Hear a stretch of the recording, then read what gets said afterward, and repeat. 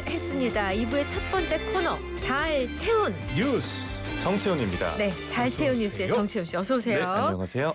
자, 첫 번째 소식입니다. 무궁화호 열차가 선로 인근에서 작업 중이던 근로자들을 치어서 이 중에 사망자가 나왔다고요. 네, 오늘 오전 10시 50분쯤이었는데요. 경북 청도군의 청도 소싸움 경기장 인근 경부선 철로에서 그 동대구역을 출발해 경남 진주로 가던 무궁화호 열차가 작업을 하던 근로자 7명을 치는 사고가 났습니다. 네, 이들이 다 병원으로 옮겨졌는데 2명이 사망을 했고요. 또 5명은 부상을 당했는데 이 중엔 중상자도 있다고 알려지고 있어요. 네, 참 정확한 사고 경위는 파악 중인데 삼가 고인들의 명복을 빌겠습니다. 네. 자, 무거운 마음이 드네요. 자, 다음 소식입니다. 트럼프 미국 대통령이 젤렌스키 우크라이나 대통령, 이 유럽 정상들하고 만났는데 관련한 내용 정리해 주세요. 네, 오늘 회담은 지난 2월 백악관 회담 때와는 달리 또 훈훈한 분위기에서 비교적 순조롭게 진행됐는데요. 우크라이나의 미래 안전 보장에 미국이 관여할 거라고 밝혔고요. 또 미군의 우크라이나 주둔 가능성도 배제하지 않았습니다. 그러면서 푸틴 대통령까지 참여하는 3자 회담을 빠르게 추진해서 2주 안에 결론을 내릴 수 있을 거라고 했습니다. 네, 젤렌스키 대통령은 미국의 안보 보장에 대한 강력한 신호를 보냈다면서도 영토 문제는 3자 회담에서 논의할 거라고 밝혔는데요.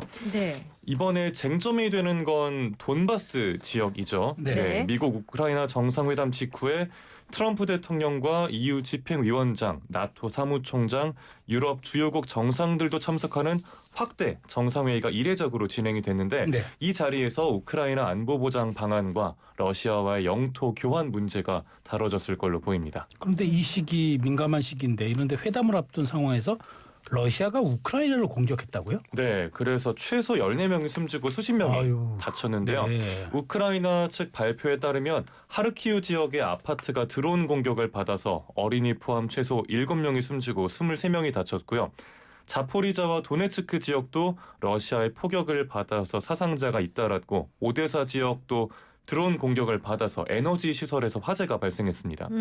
네, 젤렌스키 대통령은 백악관 회담을 앞두고 러시아가 이렇게 공격을 감행한 건 외교적 굴욕을 주기 위한 의도다라면서 강하게 비판을 했습니다. 또 에너지 안보와 국제 관계까지 겨냥한 공격이라면서 확실한 안보 보장이 필요하다는 입장도 다시 강조했는데요. 푸틴 대통령과 양자회담을 할 준비도 되어 있다고 입장을 밝혔더라고요. 네, 종전 논의가 빠르게 이루어져서 사상자가 더 나오지 않기를 바라겠습니다. 네. 자, 다음 소식입니다. 비전향 장기수 6명이 북한으로 보내달라고 정부에 공식 요청했다고요? 네, 비전향 장기수는 말 그대로 사상 전향을 거부한 채 장기간 복역한 인민군 포로나 난파 간첩 등을 말하는데요.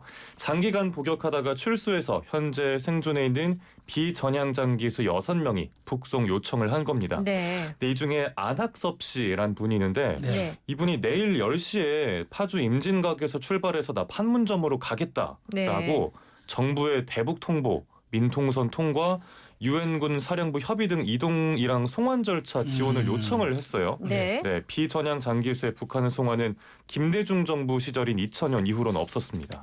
정부의 입장이 중요하겠네요. 네, 당장 이들을 바로 북한으로 돌려보내긴 현실적으로 어렵다는 입장입니다. 이번에 북송을 요청한 6명 외에 비전향 장기수가 더 있을 가능성도 있다고 하는데요. 안학섭 씨를 포함한 비전향 장기수 문제에 대해서 당장은 어렵더라도 인도적 차원에서 다양한 방안을 검토하겠다 정도로 설명했습니다.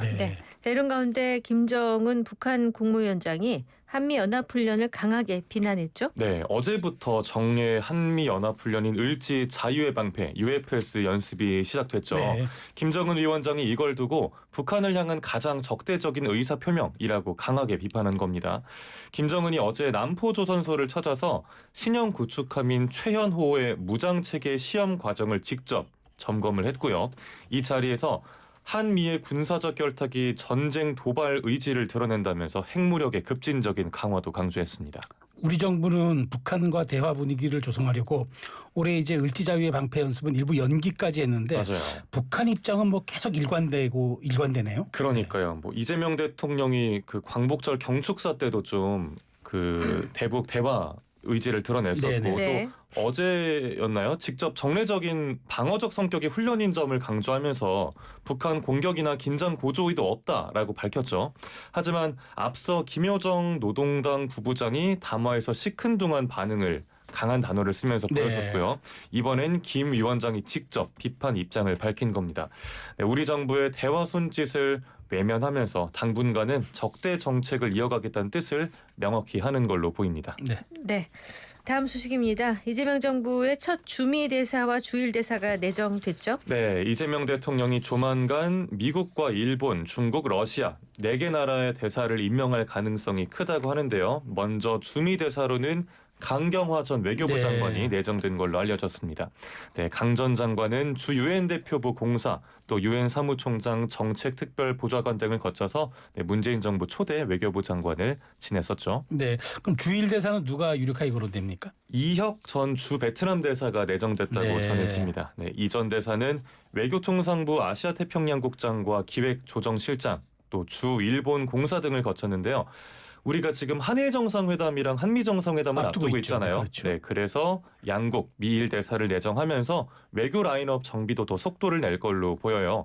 다만 대통령실은 외교 관행상 대사 내정자는 상대국과 필요 절차가 다 끝난 있죠. 다음에 확인을 해줄 수 있는 만큼 이 절차가 완료되는 대로 공식 발표하겠다고 밝혔습니다. 네. 다음 소식입니다. 마포구 창전동 아파트 화재 원인이 집안에서 충전 중이던 전동 스쿠터 배터리 폭발이라면서요? 네, 어제 화재로 모자가 숨졌고요. 주민 89명이 대피했죠. 네, 네. 맞아요. 큰 사고였죠. 네. 이 리튬 이온 배터리가 주로 전동 스쿠터나 자전거, 킥보드 등 전기 이륜차에도 다 많이 그렇구나. 쓰입니다. 네. 뭐 전기차, 노트북 뭐 많이 쓰이죠. 보조 배터리도 쓰이고요. 이게 외부 충격이나 내부 손상, 과충전 등으로 불이 붙으면 배터리 열폭주 현상 때문에 대형 화재로 이어지는 위험이 있죠. 네. 네, 최근 5년간 리튬이온 배터리 화재 901건 중에 약 70%가 전기 이륜차 배터리였어요. 네. 그런데 소형 리튬 배터리 화재만 따로 놓고 보면 무려 92%가 전기 이륜차였습니다. 어머나. 그나마 이게 전기차는 과충전을 막아주는 BMS라는 장치가 있는데 전기 이륜차는 이런 관련 규정이 좀 부족해서 아하. 이 장치가 없거나 부실해서 더 위험한 겁니다. 저런. 네. 그런데 이제 전기 이륜차 실내 충전 중에 또 화재 사고가 잇따른다는 그런 얘기가 있어서 걱정이 더 듭니다. 그러니까요. 전기 이륜차 수출국 하면 중국이 대표적이잖아요. 중국에서도 이 관련 화재가 잇따르니까 베이징, 상하이, 선전 등 대도시들에서 아예 실내 충전을 금지하고 있습니다. 우리도 실내 충전을 금지해야 되는 거 아니냐 목소리가 나오는데요. 다만 그 전에 실외 충전 인프라부터 먼저 충분히 확보하자라는 지적도 있고요. 참고로 시내 주행만 할 때는 50% 정도만 충전해서 쓰는 게 안전하다고 하니까 네, 전기 이륜차 타시는 분들 참고하시면 좋겠습니다. 우리는 100%를 해야 조금 이게 충전이 그렇죠. 좀 완벽하다 이렇게 생각하면 마음이 든든하잖아요. 이게 사실 이렇게 습성이 있어서 언제 떨어질지 모르고 이러니까. 맞아요. 네, 어쨌든 50%. 네, 알겠습니다. 네. 자, 마지막 소식입니다. 한국 근로자의 절반이 일할 때 생성형 AI를 쓰고 있다고요? 네, 한국은행이 근로자 5,500여 명을 대상으로 한 조사 결과인데요. 51.8%가 업무에 AI를 활용한 경험이 있다라고 답했는데 이게 미국보다 2배나 높은 수준입니다. 네. 주당 5시간에서 7시간 정도 AI를 쓰면서 업무 시간을 3.8% 줄인 걸로 나타났는데요. 또 재미있는 게 기업보다 개인 단위에서 좀 적극적으로 AI를 활용하고 있다는 점도 있고요. 네. 서비스 점유율로 보면 챗GPT가 67.8%로 압도적 1위, 또 그다음은 제미나이가 19.5%로 뒤를 이었습니다. 이 생성형 AI 활동이 경제 생산성 측면에서도 효과가 있는지 좀 궁금해지네요. 그렇다는 조사 결과가 나왔더라고요. 생성형 AI 활용이 본격적으로 좀 시작된 게 챗GPT 나왔던 2020년 그렇죠. 말쯤부터잖아요. 네.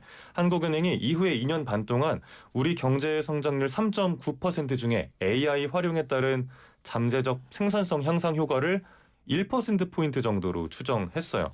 특히 AI 노출도가 높은 일자리를 중심으로는 시간 절감 효과도 컸다고 하고요.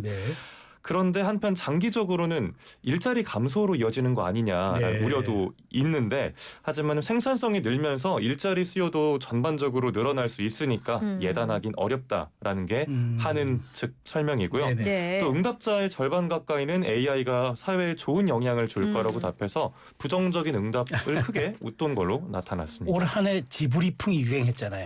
와, 그것도 벌써 그러네요. 그러니까 올 이제 좀 식었어요. 많이 식었어요. 올 초에 아주 뜨거웠었죠. 맞아요. 프사가 바뀌기 시작했어요. 맞아요. 네. 자, 오늘 준비된 뉴스 모두 살펴봤고요. 마지막 퀴즈 내주세요. 네, 오늘의 잘 채운 퀴즈입니다. 지금은 뭐든 물어보면 AI가 척척 답을 해주지만 AI가 없던 시절에 이걸 참 유용하게 썼습니다. 근로자들뿐만 아니라 학생들도 무조건 한 권씩은 꼭 들고 다녔던 아이템이고요. 몰랐던 단어의 뜻이나 새로운 정보가 필요할 때마다 이걸 뒤적이면서 찾곤 했는데요. 분야에 따라서 백과 땡땡, 뭐 영어 땡땡, 국어 땡땡 이렇게 나뉘는데요. 오늘의 정답은 무엇일까요? 자, 영양가다 날지 못하는 힌트 요정 어서 오세요. 저는 AI가 아니기 때문에 아주 재밌게 드립니다. 네.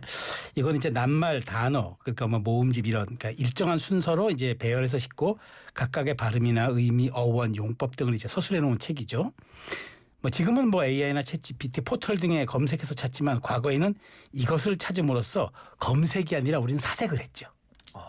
근데 이제 우리 또 너무나 같다. 세계적으로 이걸 유명한 보면서 무슨 사색을 해요? 사색했다니까요. 알았어요. 네. 영국의 옥스퍼드 땡땡, 그다음에 브리테니커 백과 땡땡. 이거는 뭐 인류 문화의 정수로 꼽히는 거죠. 여기까지 했는데 조금 더 쉽게 날로 드려야지. 채훈 씨, 우리가 이제 그 선거에서 투표할 때 본투표에 앞서서 하는 투표를 뭐라 하죠? 이거 해줘. 그러니까 이게 달라. 의미가 달라. 사전 투표. 그 사전 투표. 여기까지. 정답은 두 글자죠?